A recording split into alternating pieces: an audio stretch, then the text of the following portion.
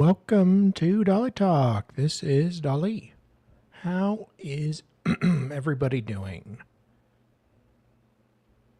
Sorry, just trying to figure out my sound settings. I hope everybody can still hear me. What are we doing today?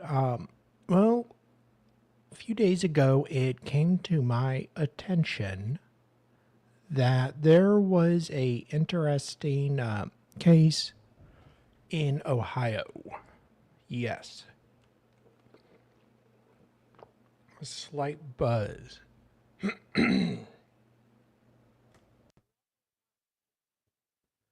Maybe this is better. So it came to my attention that a 18-year-old Amish man, was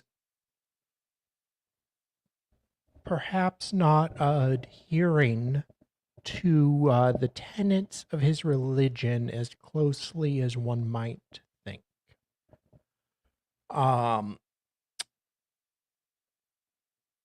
He was arrested and has since been charged and arraigned. Well, it turns out this 18-year-old was doing the Amish two-step with a 28-year-old Amish neighbor. And we'll get into what he says about it. We're going to do a interview by a local Ohio attorney, not Sean, but Diane Menashe, who is, I have a lot of respect for her. So we're going to hear from her and check on his arraignment as well.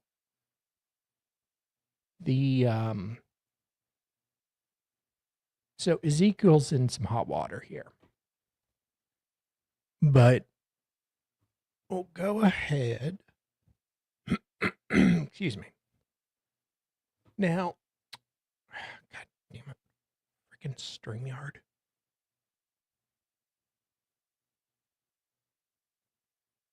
Okie dokie. Personally, first of all, Ohio woman found dead with her goat. Semicolon. Amish man now charged with murder.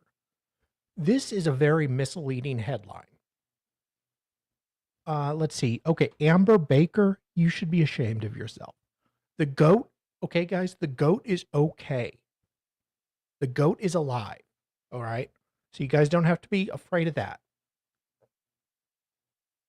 The goat was found alive next to her or in her home. Personally, I don't think it's... I don't like that they made you worry about the goat. Hi, Hella. What did I just walk into? The normal content of my stream. I was just critiquing the title. Because it says, Ohio woman found dead with her goat. Would make one to think the goat is dead with her. Oh, the goat was just standing there? Yeah, well, the goat was in the house. Okay. Was it eating something? Because goats tend to just always be eating things. It's probably eating her straw hat. That would make sense. Yeah, it couldn't resist. No. How are you, Hella? I'm okay. I have someone who'd like to say hello. Well, I'm not sure if he really would like to say hello or not because he's a bit grumpy. He's very grumpy, actually. But hello. Oh. Hi, everybody. Hi. A cutie. Yeah, he's lost a bit of weight. He's not the best. He's not the best. He's refusing to eat. I have to get a syringe full of mushed up food and shove it down his throat. He don't like that much. But no, he's still here. Hi, everyone. Hi, everyone. He's my patient. No, look at him. Poor thing. Like, yeah. But I thought you might not like to see proof of life. Hello. Oh. Yeah. Okay. Let's see. So, a man with ties to the Amish community has been arrested and charged in the death of Meigs County woman found inside her home earlier. According to the Meigs County Sheriff, Samuel Hochstetler, I'll just call him Ezekiel, originally from Ezekiel. Kentucky, was charged on May 5th with the murder of 28-year-old Rosanna Kinsinger, a resident of Pomeroy. So, Kinsinger's body was discovered on March 13th inside her home on Dye Road in Rutland, alongside her pet goat. Aw. I mean, what 28-year-old girl doesn't have a pet goat? Well, I mean, some have ponies. True. Like if you watch Seinfeld, you find out that most girls grow up with a pony if they're from Poland. Oh. Apparently. But maybe Amish girls grow up with a goat. Yeah, that makes sense. How much the do you Meigs people County know Court- about like Amish people? Hmm? Just how much do Americans know about Amish people? I don't really understand Amish people, but I like Amish people are living amongst you, right? They are. They keep to themselves quite a bit. Apparently. I mean, I don't know any in Arizona. It's not a very big Amish community here. We got a bunch of Mormons. I know you do. So the soaking tenets may apply equally. But as far as the Amish, they kind of stick to Ohio, Pennsylvania. Mm-hmm.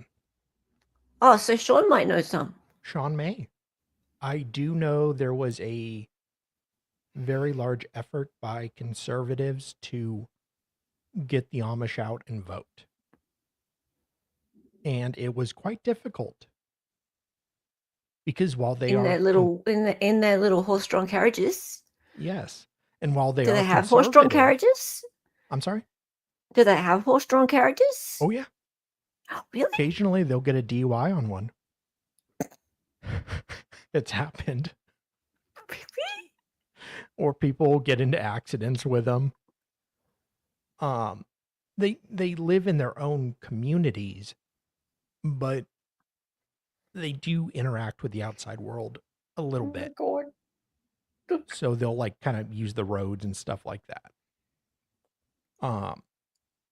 What does a horse get a ticket or the driver? I thought they didn't drink. I thought Amish people didn't drink. That's a good point. Got you there, didn't I? You did. Maybe it's a Rumsprinter thing. Oh yeah, I've heard of Rumsprinter. Yeah. Dave told me about that. I was going to name this Rumsprinter Gone Wild. But I don't think it would have done as good in the algorithm. No, and obviously it's killing the algorithm. Yeah. And that algorithm. Who needs Karen Reed today? Yeah. I think the men drink. Okay, yeah, it's the Mormons that don't drink. So they can. So they don't really use electricity, but they also they like their loopholes. So like they'll use flashlights and stuff like that, or maybe a community generator. So they aren't using electricity, the community is. Like, good Lord, dude. Loopholes. Yes. Worse than Mormons. Now Mormons are good for loopholes. Now, I was a little concerned about making light of this story. Yeah. But then I realized there's not going to be any Amish watching this, so I can say what I want. How do you know? Well, unless they We've look it up obviously on Rumsprinter. tens of thousands of people watching. So. I mean, they're going to party like it's $60.99 tonight. Where are you going, mate? You can't jump right now. So, like, while there's plenty to, I don't want to say make fun of, it's a very sad situation, but it's kind of unusual. There's some It's interesting pretty legal, amusing. yeah, there's some interesting legal elements to this. Um, First and foremost, like the first autopsy did not find any, it was inconclusive. So they don't know how she died yet, or at least it's not been released yet. So hang on, she was just lying in there, just Dead. right. Okay, so no marks, nothing, just her and a goat. Yeah. And we'll get into what he said. What we do have is Ezekiel here in his booking photo. So the goats definitely had a go at that hat. Right?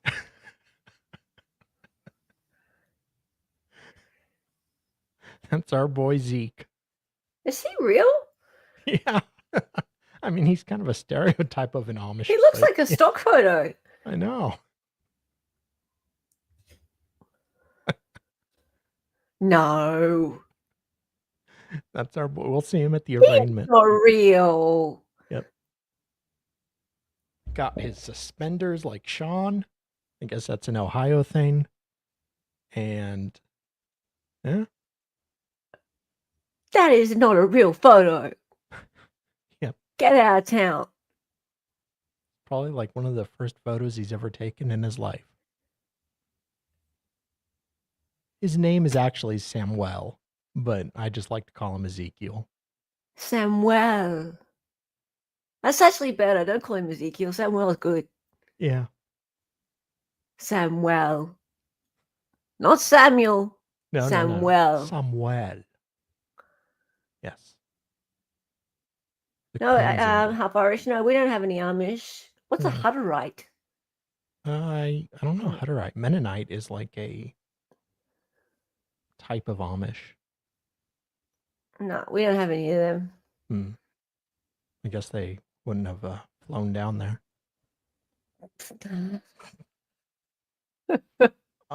So then she was found by a someone named Moses, of course. Did the sea get parted? Yes, he parted the Red Seas. Parted this, yeah. And found her. But we're gonna. So this headline is just Ohio woman found dead with her goat. But then we got another headline here. Amish man charged with murder claims victim died during sex. Roommate speaks out. Oh, this is salacious. I know. For an Amish person. I know. They were knocking straw hats. Wow. Oh. Good. Did he really say that? Doesn't sound like he would say that.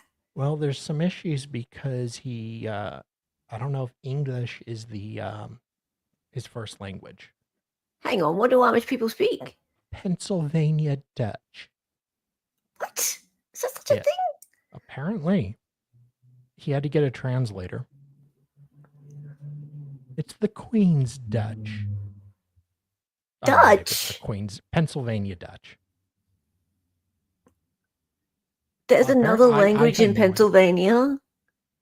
I had no idea they had like a separate language, but apparently I think most the more of them you know. Speak English too. But I actually learned a lot more than I expected researching this case. You haven't researched anything. You just read the story. Not true. I use Grok.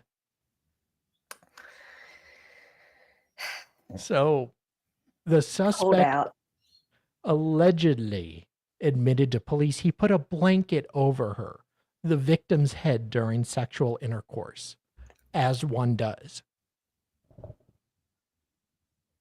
He put a blanket over her head? Was she that ugly? I guess he didn't have a paper bag. Well, there is no photo of her. Oh no. We have no idea what she looks like and probably never will. Oh no. Oh, that was bad. I'm sorry. And then after the goats come home, he climaxes, pulls the blanket off her. What? After the goats come home? What are you talking about? I was trying to think of an Amish metaphor for climaxing. Oh. And yeah, I could have done better there. Anyways, Yeah, he pulls you the go. blanket off and ta-da, she's dead. He has a lethal wiener. I know. I mean, his name should be Richard Patterson. Oh, stop with the Richard Patterson thing. So he told deputies, per the complaint, or according to a criminal complaint, Hochstetler admitted he was being physically intimate with Kinsinger when she died. He told deputies, per the complaint, that he did have sexual intercourse with Rosanna and put a blanket over her head during, and when he was finished, he rolled her over and realized she was not alive.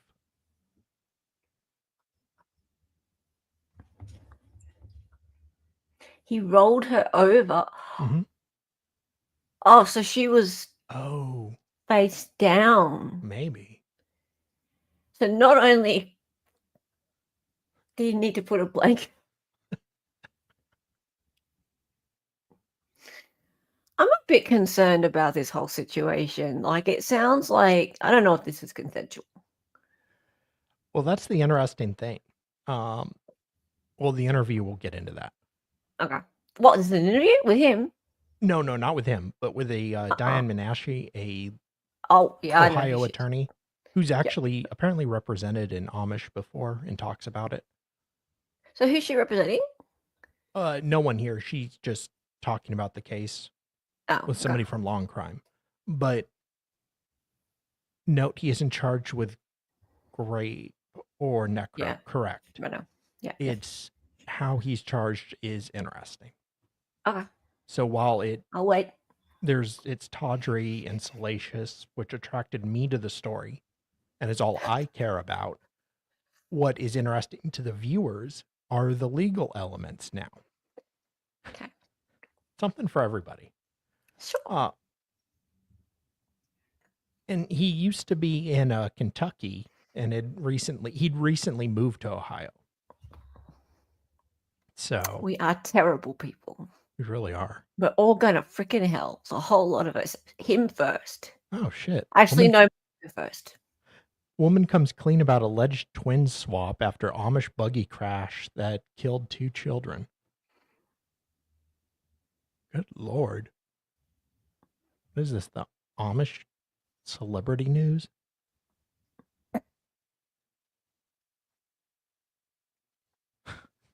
Half his family died in a buggy accident.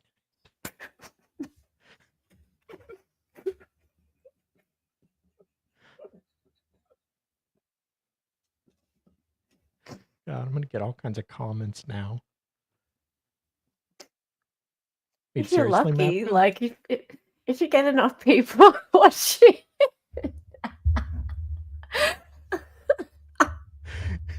Great, you're going to start defending him and say he's innocent, and everyone's just going to hate me now. Think, well, so far he is. We don't know. I don't even know what he's goddamn charged with yet. Yeah.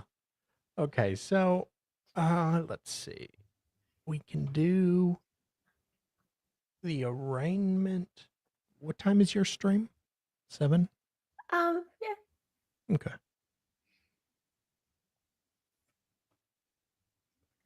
Find it. There we go.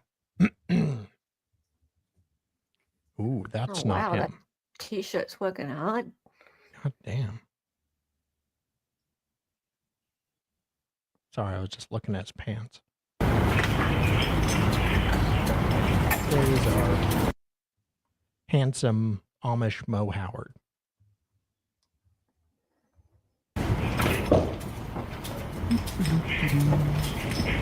I mean, you really need him in handcuffs?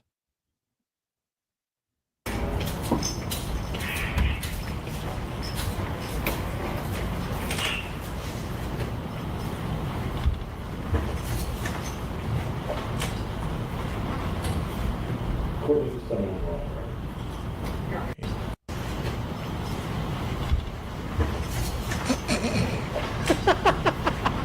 caught that. I missed it. Watch this. What? Whoa, look at his hair. Oh my God, look at his hair. Yeah, Bo Howard. Oh, wow. That's the best helmet hair I've ever seen. I know. How does he get it like that? Oh, that was Sheriff. Oh my God. oh. Okay, that's his sneezing. You're okay, buddy. It's all right. He's fine. Watch him get in the chair.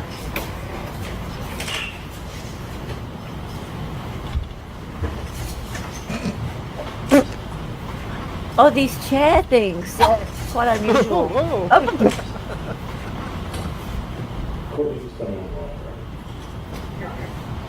Boy. His mother used the same bowl for his haircut that she churns butter in.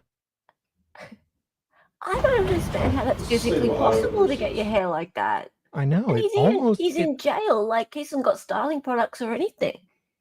It almost could look good if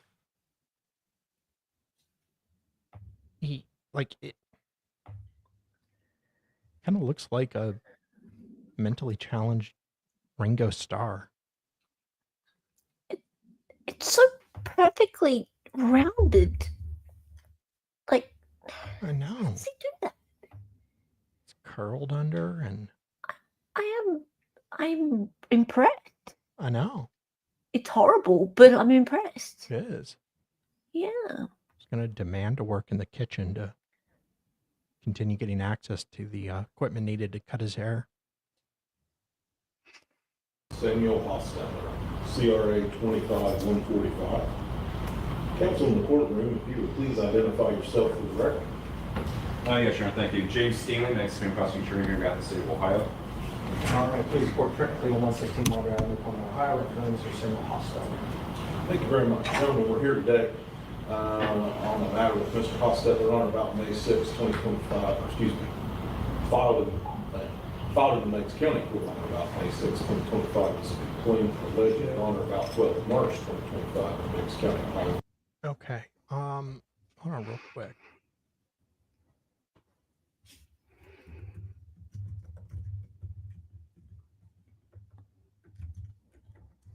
Wait. Oh.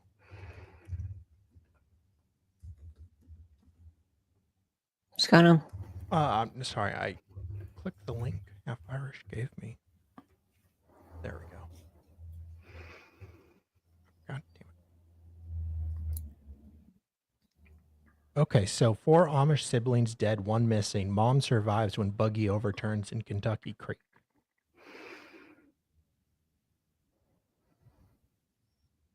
So apparently that's this guy. Like, this was his family. Oh. Yeah, out of Oh, it was a buggy accident.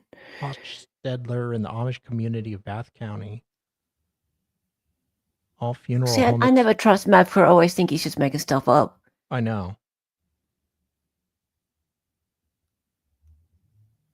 The buggy overturned when the horse lost its footing. The horse was not hurt in the accident. Jesus. 4 children died, but hey, at least the horse was okay. What? Good Lord, buddy.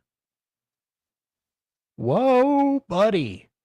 Hang on, wait. So, how was it that bad? Like, did they fall down into a quagmire or something? They were drowned. Oh.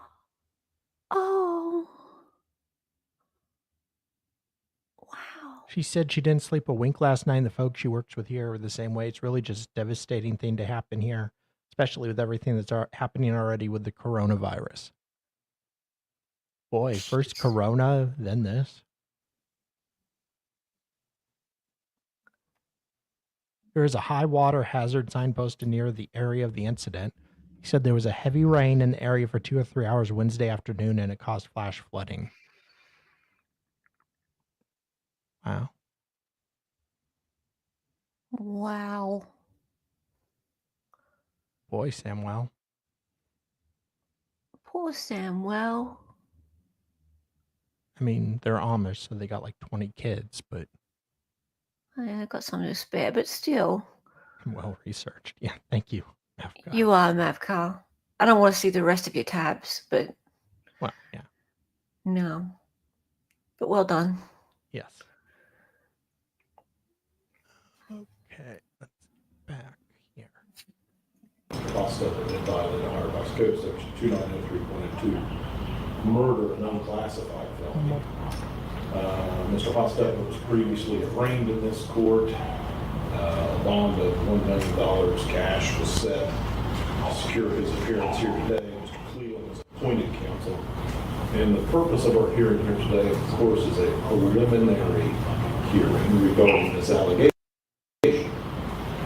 Trent, here in front of me, I have what appears to be a waiver signed by Mr. Hochstetler. Is that your client's intention? That's correct. All right. So hang on a minute. Hochstetler? So they're saying that he was previously arraigned for murder, and No, this is a preliminary hearing. Oh, maybe it is the preliminary hearing. That's what they just said. Okay, yeah, then it's not the arraignment. So he's arraigned already for murder, and what was the other one? So you said the charges were a bit weird. Just one murder. Well, it gets weird in Diane Menashe will go into it. Okay, all afterwards. right. Okay, so he is being charged with murder. Yeah. He has been charged Just- with murder. He's Yeah, been arraigned. first degree. Yeah. Right. Well, okay. Yeah. Okay, so this is a preliminary hearing. Righto. Preliminary hearing regarding this allegation. Trent, here in front of me, I have what appears to comfy be chair. a waiver signed by Mr. Hochstetler. Is that your client's intention? That's correct. All right. Mr. Hochstetler, I have here an open court. So you're sitting here, and I have by phone a Thomas Beachy, correct, Mr. Beachy? Mr. Beachy. Okay. I was- Staying alive. Ha, ha, ha, ha. Not staying alive. You can tell by the way I use my work. I'm a woman's man. No time to talk. Music loud and woman well. Can get around since I can walk. Sorry. Goats around.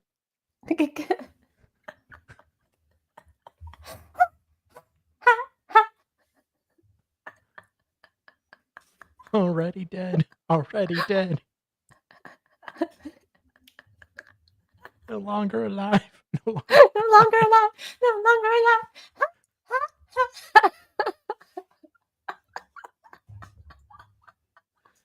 Oh, sorry, Oh Ezekiel. God, who's called Mr. Beachy? Who is Come on. called Mr. You Beachy? can't be involved with murder trials, sir. Oh my God, Mr. Beachy.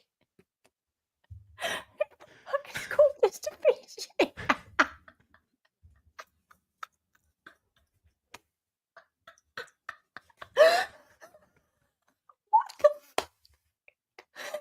I have never heard of anyone being called Mr. Beachy.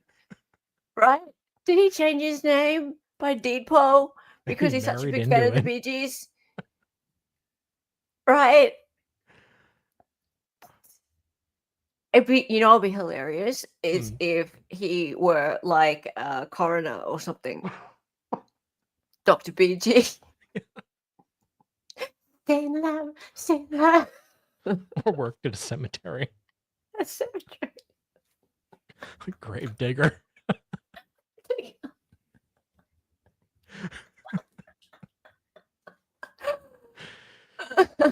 Okay, enough. Okay. Advised potentially that in addition to English, you spoke Pennsylvania Dutch. Okay, so I made No. arrangements to have an No, interpreter. no Pennsylvania BG Dutch. jokes. No BG jokes. Oh God, now that's gonna be in my head whenever anyone says BG now. Ah, stop it. Suffer. Ah, not the BG video. Join us here today in this hearing. Do you feel that you can proceed here today in English, or do you wish Mr. Beachy to be here to interpret for you in Pennsylvania Dutch? Oh, he speaks the Pennsylvania Dutch. very proper. I think I do, but it might be something. Okay. Do you wish him They to sing Saturday remain Night here on Fever the as well. They did. I'm not Saturday sure. Night Fever, Night Fever. Sure they do. I think the only reason I knew they sung Staying Alive is because of The Office. The CPR episode. Oh, you are so uncultured. I am. You are. John Travolta, Saturday Night Fever, like, staying alive, walking down the street with his like hair sticking out Oh, yeah. and his shoes, looking down at his shoes and their shiny shoes. Okay. Saturday Night Fever. You can tell by the way you use my work. I'm a woman's man. No time to talk. Yeah, Bee Gees were great. They're Australian. Are they? Mm. line with us? It's not too hard. Okay, well, Not too hard. we got him here, so we'll use him, okay? All right. So, Mr. Beachy, what I'm going to suggest is if you would simply listen to what I say, and if Mr. Hochstetler has any trouble understanding, perhaps you could explain that to him in Pennsylvania Dutch. Would that be okay? That would be perfect. He's got to translate. So Bee Cowboy, Gees are we're sorry in translating. advance, mate. Satisfactory, the interpreter will wait until he is prompted for help. Thank you very much. James, is that all right with the state? Yes, sir. Trent, all right? Very well. Okay, so Mr. Hochstetler, you understand what you're charged with, correct? Okay, you met with your attorney before coming here to the courtroom, correct? Yeah, okay, all right. You understand you have a right to a preliminary hearing this afternoon, and further, you understand that I have in front of me what appears to be a waiver of that right here this afternoon, correct? All right, I'm gonna ask you here in open court, sir, is that your signature on the waiver? I can't really read it completely. But I'm pretty sure it was the paper you had. Okay, well, I want you to look at it and just confirm that you did sign that document, okay? That's your signature? Okay, thank you, Chairman. Thank you, sir. All right, so Mr. Hochstetler, based upon the fact that you've had a chance to talk to counsel here this afternoon, I'm going to make a finding that with full knowledge of your rights and voluntarily here today, you are waiving your right to this preliminary hearing. Do you understand that? Oh, so you're not having it All now? right. Furthermore, your case is going to be bound over here to the common pleas court for further consideration by its grand jury. Do you understand that? I'm not sure. Okay. So what's going to happen is your case is going to be bound over to this court, to the common pleas court, where your case can go to grand jury to be considered for indictment, or it can proceed directly in front of Judge Warner. Do you understand that? James, do you desire any further inquiry regarding Mr. Hochstetler? No, Your Honor, thank you. All right. Frank, do you desire any further inquiry in your client? Nothing further, Your Honor. Thank you, sir. All right. The bond is previously set, $1 million shall continue. Anything else, James, on behalf of the state? $1 million. Jeez. Why don't you like do 10 goats and 5 chickens? Nothing from the state, Your Honor, thank you. Trent, anything more on behalf of your client? He looks like a filthy murderer and Mr. a Hochstetler, narcissist. we're all done here this afternoon. Thank you for being here. Mr. Beachy, Yes. with that, we will be all done.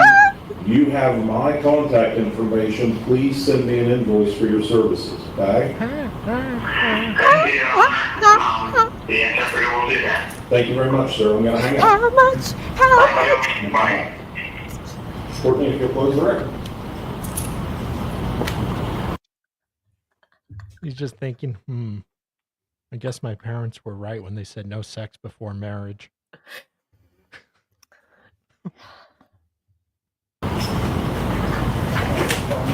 I want to see Mr. BT.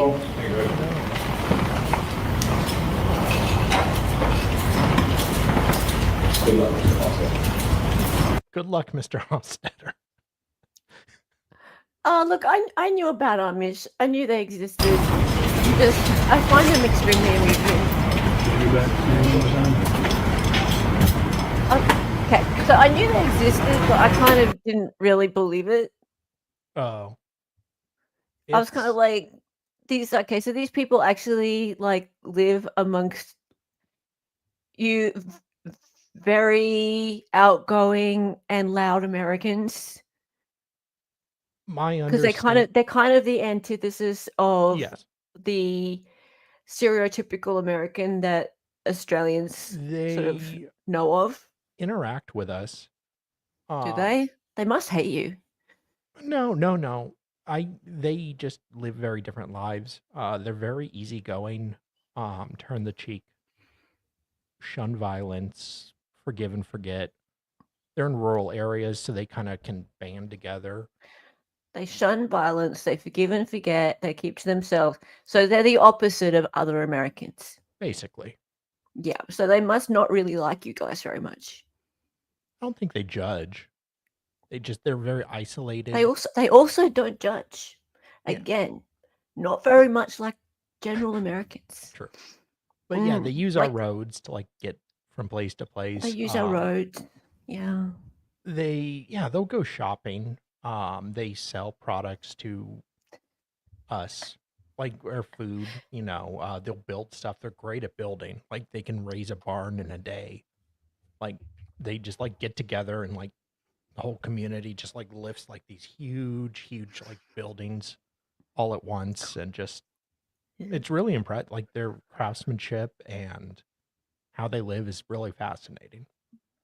I think it does sound really fascinating. Yeah. A bit sort of inbred, but do they inbreed? No. Well, They no, don't? I don't think so. Okay. I Good mean, quality wood products. I've heard no, they have no. good quality wood products. No, they're Amish, not Southerners. Ah, right. No, I really appreciate that they can exist Yeah. in a country full of people who are quite opposite to them. I mean, yeah, they do. A lot of them reside in Intercourse, Pennsylvania. The Intercourse exists, right? Yeah. Yeah, It's a real city. it's a real city, and they are all white. I've heard this. Yeah, so Yeah. they keep their bloodline, right? They usually marry inside the community, or they do get to go off during Rumspringa. Sprinter. So like they don't have to come back. They can go move into our culture, but they're kind of like shunned after that. Gotcha. Uh, So if they sort of breed outside of their culture, they're shunned. Is that correct? I don't even think breeding. Like if they get like attracted to technology and That too. Yeah. yeah, like they go to New York or Vegas for Rumspringa. Yeah. So if they become like acclimatized to the outside world, then so it's not just about like marrying someone of like a different race or something like that. It's about actually being like living in like the city and enjoying that and like becoming like getting into social media and things like that. So it's not as sort of divisive as like a racial thing. It's it's just like their community. I don't think it has anything it's to do you're with outside race. our community. Yeah. Okay. No, they're very and then like you then after Rumspringa where you can like embrace and I don't know, debauchery, I guess, but also just not following the keychains and things like that, then you come back if you want to, which most I imagine do because they are probably intimidated by technology and being exposed to all that. Well, I would think that not just that, but they would be upset about losing their family. Like they get shunned, right? They would. So yeah. So are they actually like disowned by their family if they don't choose the church? And I imagine there's different like sects and groups and different types of Amish, but some I'm sure are. Yeah, Little House on the Prairie. Yeah.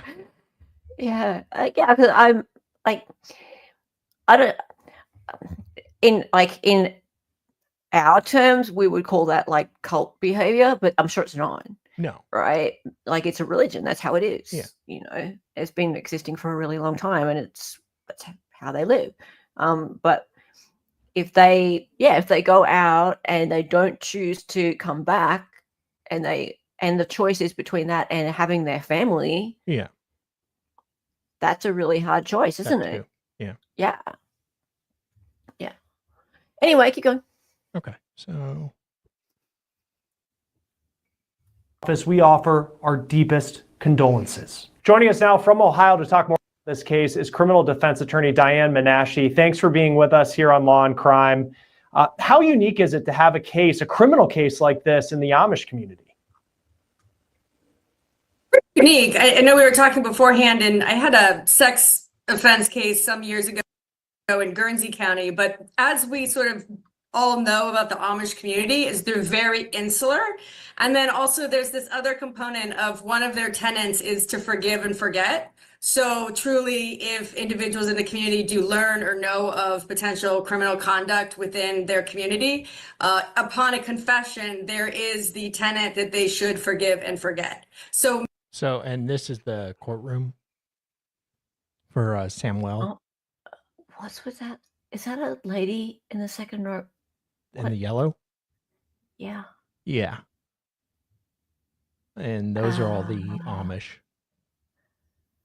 Okay. I mean, I don't mean to judge, but is this his father? I'm just going by the haircut. Oh, the hair? Yeah. I don't know. I'm fixated on the lady in the yellow. Yeah. So they're all there for the hero of our story. Yeah.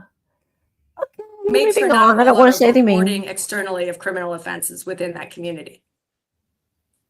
Yeah, what challenges, I mean, to your point, I mean, what challenges from, if you're a prosecutor in this case, you're trying to get witnesses, you're trying to get people to help build your case. I mean, what are some of the challenges, the fact that this happened in an Amish community and they're trying to figure out, how they can convict from the prosecution standpoint the suspect? Well, I think, first of all, we've got a language barrier, right? We know that even the individuals that's charged, his native language is Pennsylvanian Dutch. And I would assume that's true of much of that community, as is true of the Amish communities across Ohio. So you've got the language issue. And then you've just got this cultural trust issue, right? The Amish community is as we just said, is very, insulated. And yeah, this is like Amish buggy parade. Oh, look at the buggy! Yeah. That's so cute. Right? I love them. They don't use cars, they don't have electricity. And so there is just kind of a disconnect as to how sort of the rest of the world lives, if you will, versus their community. And therefore, when law enforcement comes in with their cruisers and their lights and their electronics, I think there's a real cultural divide there that will make it very difficult for the police to investigate this. I imagine too, because definitely from the prosecution standpoint, So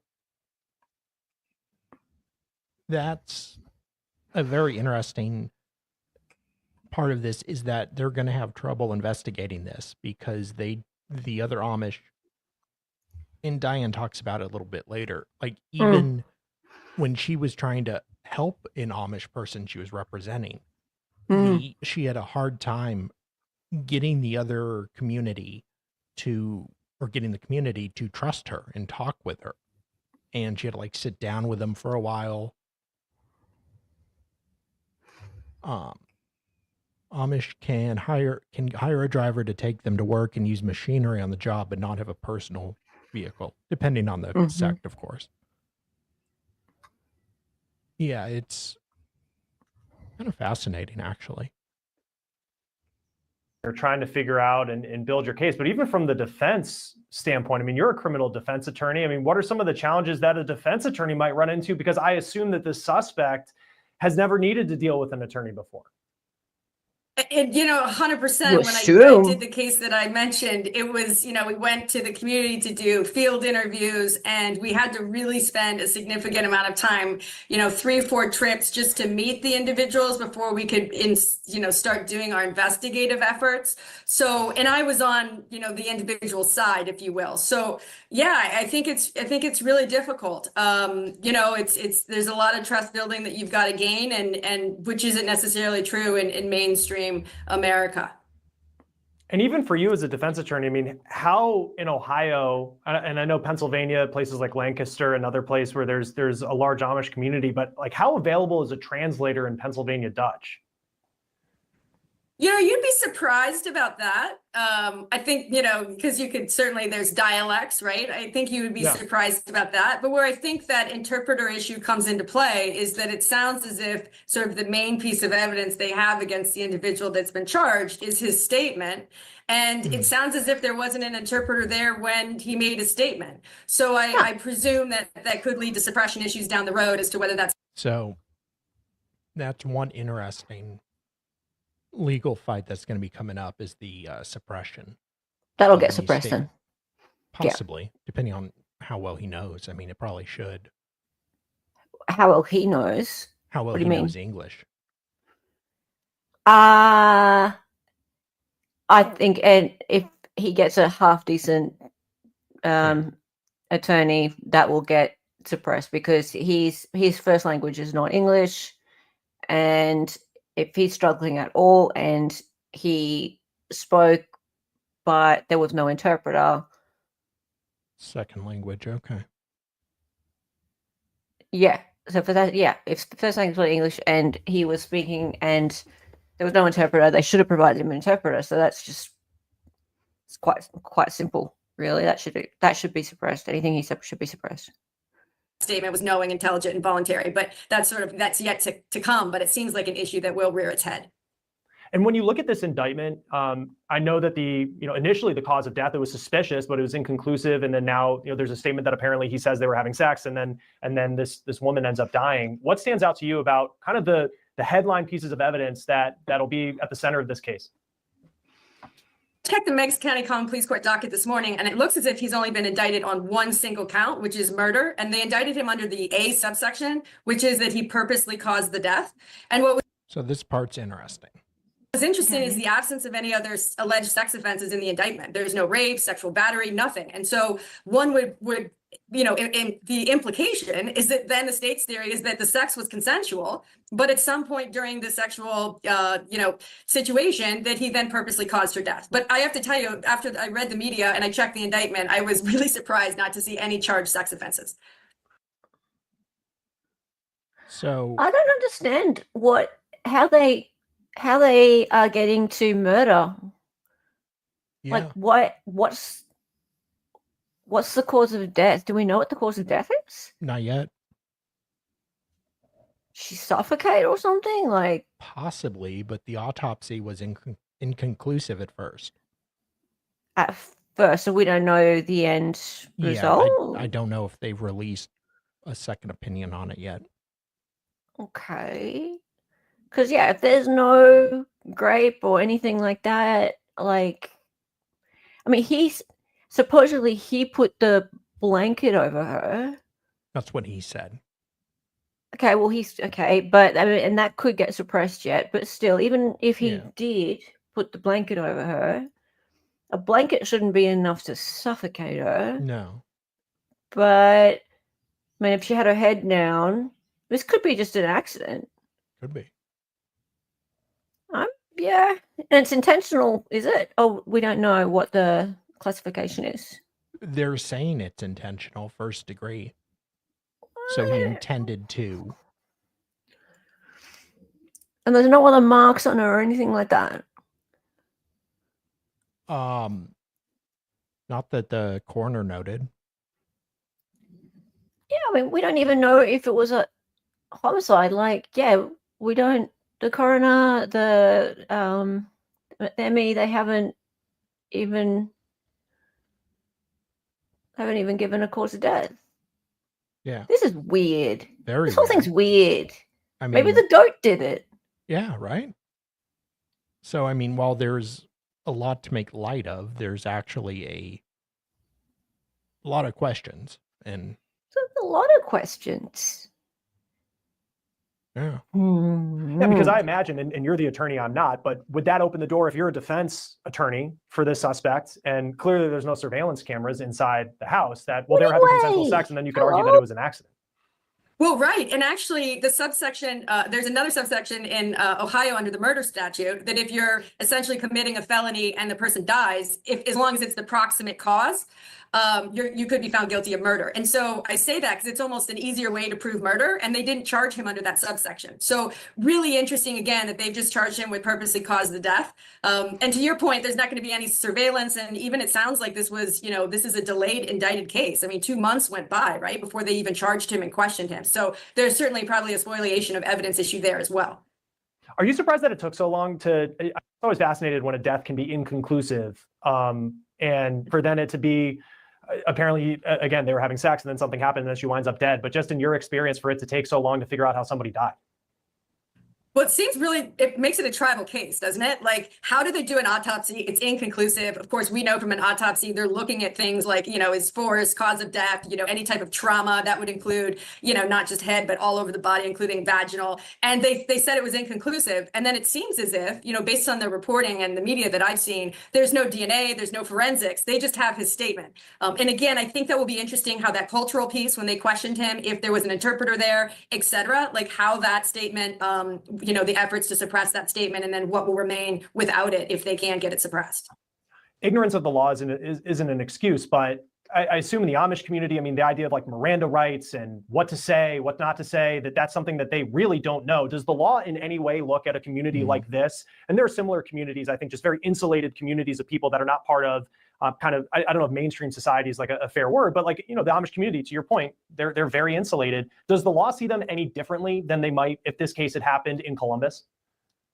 Well, the Supreme Court has certainly weighed in on what is a knowing, intelligent, and voluntary waiver of your rights. And one of the things to take into account is, someone's prior existing interaction with police, or their IQ, or their knowledge as to how the system might work. And I know when we were talking about that technology piece, but let's imagine the Amish don't have TV. They don't have interaction with police. So to your point, not only do they not know about Miranda, they don't know what an inside of a police department looks like, being in a cruiser, being in a car for the first time. I mean, those are all types of things going to the station that I certainly believe will be taken into account, assuming that there's a motion to suppress forthcoming.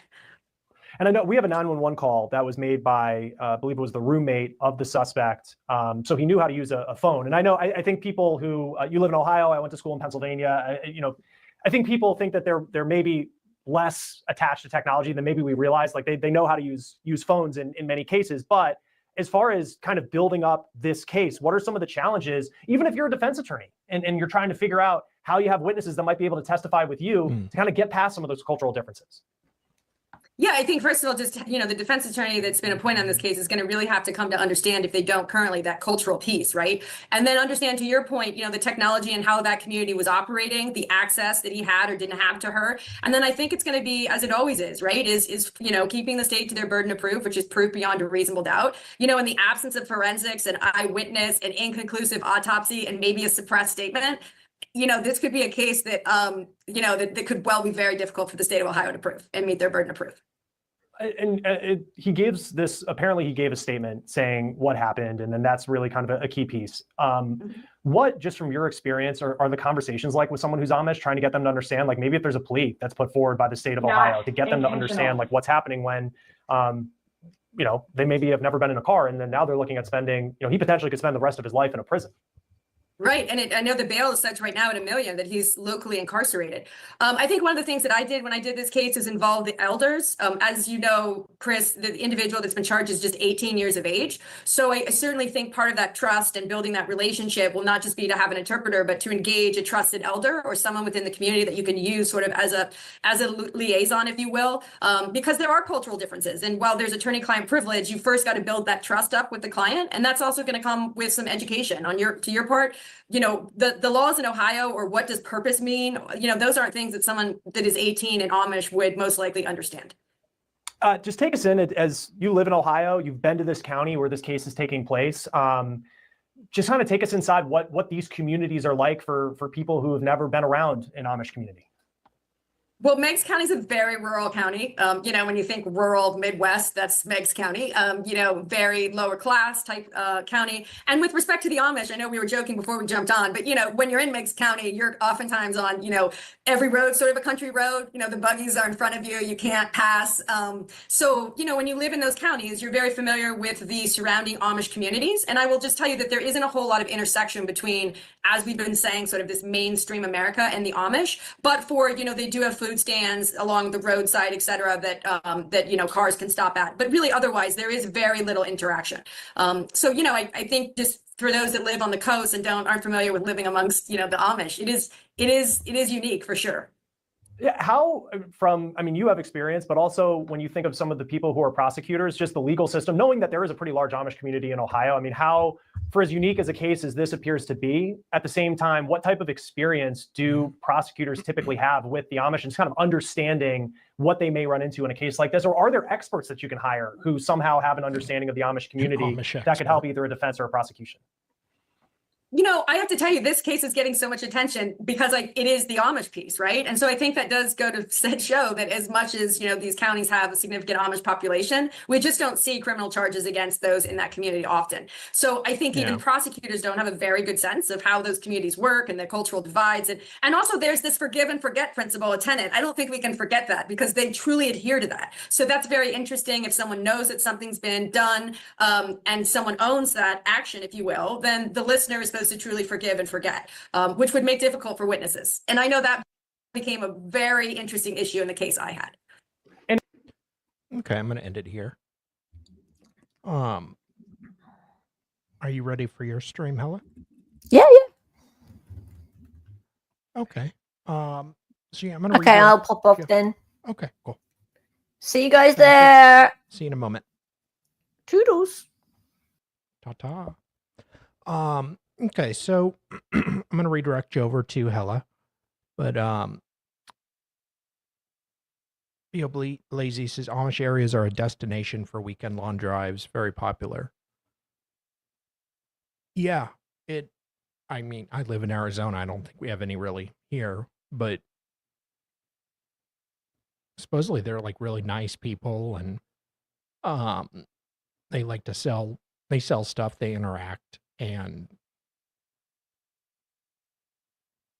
have food stands, stuff like that, build things out of wood.